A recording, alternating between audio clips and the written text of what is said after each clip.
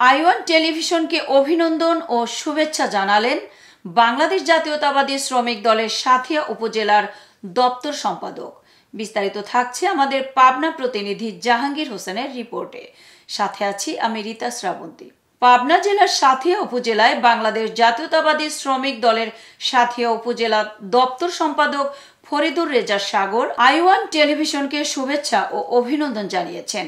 আই1 টেলিভিশনের প্রতিনিধির একান্ত সাক্ষাৎকারে ফরিদুর রেজা সাগর বলেন, বাংলাদেশ জাতীয়তাবাদী শ্রমিক দল যদি কখনো আমাকে কোনো দায়িত্ব অর্পণ করে তাহলে আমি নিষ্ঠা ও সততার সাথে তা পালন করব।